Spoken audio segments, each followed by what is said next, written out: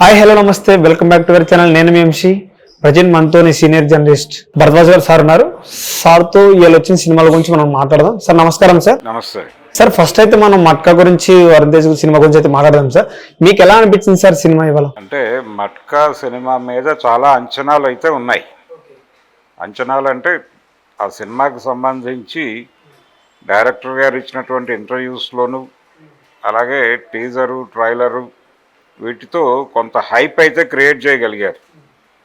ఈ కథ చెప్పినప్పుడు వరుణ్ తేజ్ చాలా ఎగ్జైట్ అయ్యాడు అనేది అర్థమవుతుంది సినిమా చూస్తుంటే. అంటే అనేక వేరియేషన్స్లో తనని తాను ప్రొజెక్ట్ చేసుకోవటానికి ప్రజెంట్ చేసుకోవటానికి ఒక అద్భుతమైన అవకాశం ఉంది ఈ కథలో అనేది తను ఫీల్ అయ్యాడు. వరుణ్ తేజ్ ఫీల్ అయ్యి ఈ ప్రాజెక్ట్లోకి దిగాడు. దిగిన తర్వాత ఈ కథ డిజైనింగ్లో కొంత గందరగోళం కనిపిస్తుంది.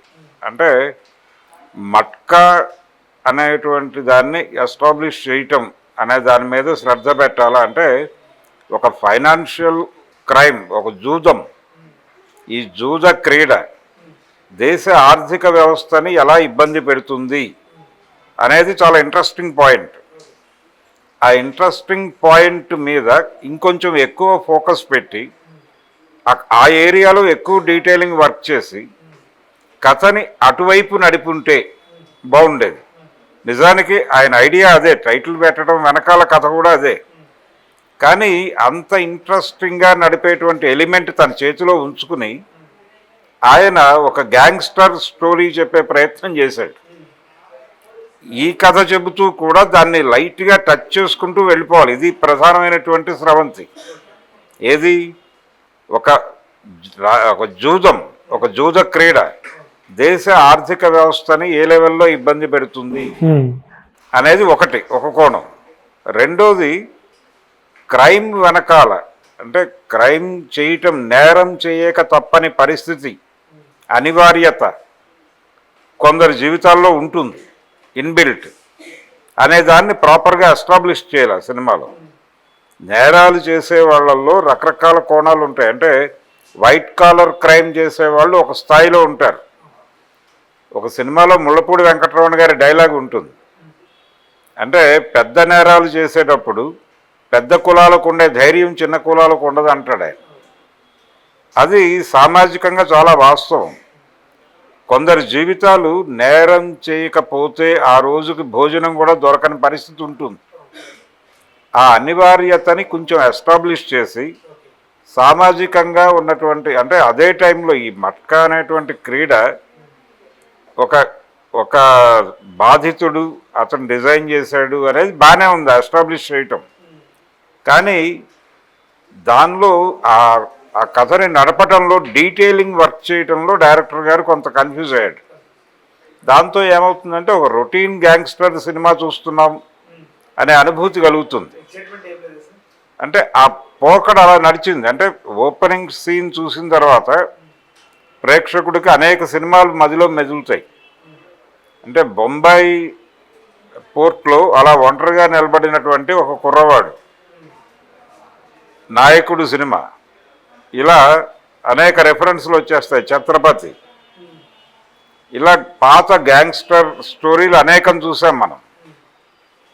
వీటి రెఫరెన్స్లన్నీ మనకి అడుగడుగునా కనిపిస్తూ ఉంటాయి. దాంతో ప్రేక్షకుడికి ఓపెనింగ్ సీన్లోనే క్లోజింగ్ ఏమిటి అనేది అర్థమైపోతుంది. ఇది జరగకూడదు. ఇది జరగకుండా ఉండాలంటే స్క్రీన్ ప్లే ఆర్డర్ కొంచెం మార్చి దీని మీద ఎక్కువ కేంద్రీకరణ పెట్టి ఉండాల్సింది. అంటే దేశ ఆర్థిక వ్యవస్థను ఇబ్బంది పెట్టడం అనేది ఒకటి. రెండోది ఈ క్రీడ వెనకాల, ఈ జూద క్రీడ వెనకాల మనిషి దౌర్భాగ్యం, అంటే చాలామంది ఆశకి నమ్మకానికి మధ్య ఉన్నటువంటి ఒక చిన్న లైన్, దాని మీద నడిపే గేమ్ ఇది. నిజానికి అనేక స్కీములు, ఇప్పుడు చిట్ ఫండ్ కంపెనీలు, అలాగే అనేక speculative mutual funds, share market, ఇవన్నీ చేసేది ఇదే. అవి కూడా మట్కానే. ఇలా ఒక కంపారిజన్ తీసుకుంటూ, అంటే చివరిలో ఒక మాట అంటాడు, దీన్ని ఇంకో లెవెల్లో నడుపుదాం, ఇది నిషేధించింది కాబట్టి ప్రభుత్వం అని చెప్పి దీన్ని ఇంకొక లెవెల్లో బెట్టింగ్ లెవెల్లో తీసుకెళ్దాం అంటాడు ఆయన. నిజానికి స్టాక్ మార్కెట్ కూడా అదే, మ్యూచువల్ ఫండ్స్ పేరుతో జరిగినటువంటి వ్యాపారాలు కూడా అవే. అంటే మనిషి ఆశని సొమ్ము చేసుకోవటానికి రకరకాల ప్రయత్నాలు జరుగుతాయి. ఈ ప్రయత్నాల్లో ఎంత దుర్మార్గం ఉంటుంది అనేది ఒకటి, దాని గురించి కొంచెం విస్తారంగా మాట్లాడి ఉండొచ్చు. లక్కీ భాస్కర్ సినిమాలో కొంత ఆ ప్రయత్నం జరిగింది. ఇక్కడ కూడా అంతకంటే ఇంట్రెస్టింగ్ పాయింట్ ఉంది. దీనిలో ఒక సామాజిక కోణం ఉంది.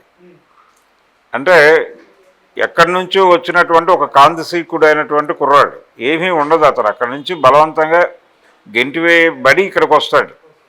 వచ్చిన అతను జీవితంలో ఎంత స్ట్రగుల్ పడతాడు అనేది ఇంకొంచెం ప్రాపర్గా డీటెయిలింగ్తో వర్క్ చేసి ఉంటే బాగుండేది. కానీ ఇది హీరో పాత్ర అనేది ఫిక్స్ అయి ఉన్నారు అక్కడ. ఎప్పుడైతే ఫిక్స్ అయ్యారో రొటీన్ ఫార్ములాలో వెళ్ళిపోయింది క్యారెక్టర్.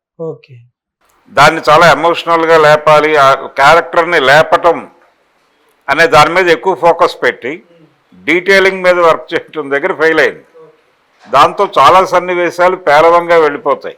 మంచి డైలాగులు రాశాడు ఆయన, కరుణ్ కుమార్. ఆ డైలాగులు కూడా ఆడియన్స్కి రిజిస్టర్ అయ్యేలాగా లేవు, కనెక్ట్ అవ్వటంలో కొంత లోపం జరిగింది. అలాగే క్యారెక్టర్లు, అలాగే భార్యాభర్తల మధ్య జరిగేటువంటి ఘర్షణ, హీరోయిన్ క్యారెక్టర్ని సెలెక్ట్ చేసుకోవటము, ఆ క్యారెక్టర్ డిజైనింగ్ బాగుంది కానీ వీళ్ళిద్దరి మధ్య జరిగేటువంటి ఒక ఎమోషనల్ జర్నీ, ఆ ఎమోషనల్ జర్నీని కూడా 2-3 సీన్స్లో టకటకా తేల్చేశాడు. ఆ తేల్చేయటం అనే దగ్గరే తనే రొటీన్గా ఫీల్ అయ్యాడు కథని.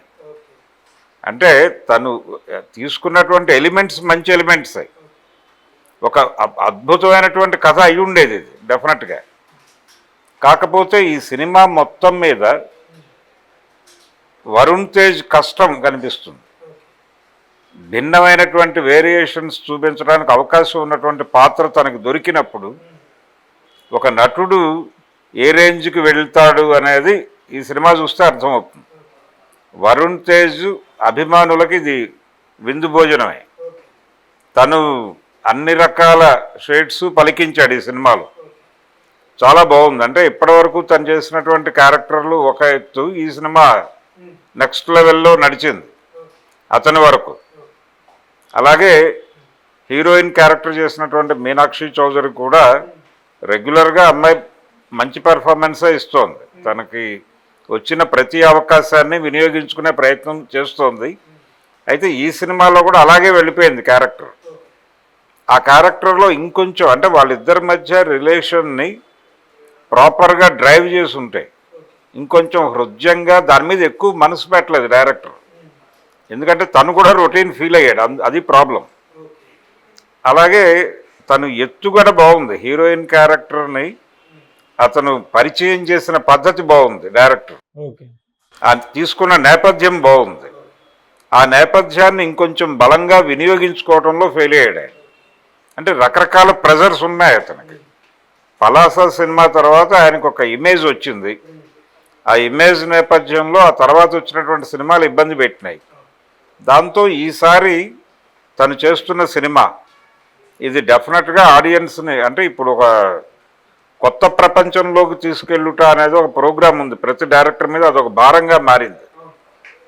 ఆ భారం ఇతని మీద కూడా పడినట్టుగా అనిపించింది ఈ డైరెక్టర్ మీద కూడా. దాంతో తన ధోరణికి, తను అంటే పెట్టుబడి పెడుతున్నటువంటి ఇన్వెస్ట్మెంట్ని జాగ్రత్తగా రిటర్న్ చేయాల్సి ఉంటుంది అనేటువంటి బాధ్యత, ఆ బాధ్యత వేసినటువంటి ప్రెజరు, ఆ ప్రెజరు తన న్యాచురల్ థింక్ ప్రాసెస్, ఈ రెండిటి మధ్య ఒక గ్యాప్ కనిపించింది. ఆ గందరగోళం ఉంది సినిమాలో. ఆ గ్యాప్ ప్రతి చోట కనిపిస్తుంది. ఫస్ట్ హాఫ్ పర్లేదు, సెకండ్ హాఫ్లో ఎమోషన్స్ ప్రాపర్గా పండలేదు. కానీ యాక్షన్ ఓరియంటెడ్గా సినిమా వెళ్ళిపోతుంది. ఆ సినిమా ఏ మేరకు సక్సెస్ అయినా అందులో మేజర్ షేర్ వరుణ్ తేజ్ది. నిస్సంకోచంగా తను ఒంటి చేత్తో నడిపేశాడు సినిమాని. అలాగే బ్యాక్గ్రౌండ్ స్కోర్ జీవి ప్రకాష్ చాలా బాగా చేశాడు. అంటే ఏ సన్నివేశం ఆ సన్నివేశం కల్పనలో ఏ ఇబ్బంది ఉన్నప్పటికీ సంగీత దర్శకుడిగా దాన్ని ఏ మేరకు ఎలివేట్ చేయగలడో ఆ మేరకు చేశాడు. అతని కష్టం కనిపించింది, డైరెక్టర్ గారి ప్రెజర్ కనిపించింది, ప్రెజరే. దాంతోపాటు వరుణ్ తేజ్ లాంటి అంటే తనతో ఎటువంటి క్యారెక్టర్ అయినా చేయించుకోవచ్చు అనే ఒక కాన్ఫిడెన్స్ని ఇచ్చాడు ఈ సినిమాలో నటుడిగా. అందుకనే నేను చెప్పింది ఈ సినిమా ఏ మేరకు సక్సెస్ అయినా అందులో 70% అతనిదే, వరుణ్ తేజ్దే. ఇప్పుడు ప్రేక్షకులకి మనం చెప్పాలంటే ఆ సినిమా ఒక్క మాట చెప్పండి సార్, ఎందుకు చూడాలి ఆ సినిమా అనేది? ఆ సినిమాని ఎందుకు చూడాలంటే వరుణ్ తేజ్లో అంటే తను ఏ స్థాయికి వెళ్ళి నటించగలడు అనేది తెలుసుకోవటానికి ఓకే, ఆ సినిమా చూడాలి. మెగాస్టార్ వాళ్ళ ఫ్యామిలీ తరపున చెప్పుకో, మెగా ప్రిన్స్ అంటున్నారు కదా, ఆ మెగా ప్రిన్స్ అని అన్నారు. తను రకరకాలుగా కటౌట్ అనేటువంటి పదం వాడుతున్నారు ఈ మధ్య. అవును, కటౌట్ను చూపించి కథ నడపటం అనేది, అలాంటి కథలకు కూడా ఇతను పనికొస్తాడు. Okay sir. అది ప్రామిస్ చేశాడు ఈ సినిమాలో వరుణ్ తేజ్. వరుణ్ తేజ్ని అలా ప్రొజెక్ట్ చేయగలిగాడు డైరెక్టర్ గారు. ఈ ప్రొజెక్షన్ అనే దాని మీద పెట్టిన శ్రద్ధ ఇతర విషయాల్లో పెట్టడంలో ఆయన కొంత తగ్గింది. దాంతో డైరెక్టర్ వైపు నుంచి డైరెక్టర్ మీద ఉన్నటువంటి ఎక్స్పెక్టేషన్స్ ఆయన గత చిత్రాల్లో కూడా ఈ తడబాటు కనిపిస్తుంది. కానీ ఈ సినిమాలో తడబాటు కాదు, ప్రెజరే కనిపించింది. అంటే తను హ్యాండిల్ చేస్తున్నటువంటి కథ దాన్ని చాలా హృద్యంగాను ఎంటర్టైనింగ్గాను ఎమోషనల్గాను చేయొచ్చు. కానీ ఎప్పుడైతే దీన్ని గ్యాంగ్స్టర్ స్టోరీగా చెప్పాలని అనుకున్నాడో అప్పుడు అనివార్యంగా రొటీన్నెస్ వచ్చేసింది, కథలోకి సినిమాలోకి ప్రవేశించింది. దాన్ని పరిహరించుకోవడానికి ఎక్కువ కృషి చేస్తుంటే డెఫినెట్గా మంచి సినిమా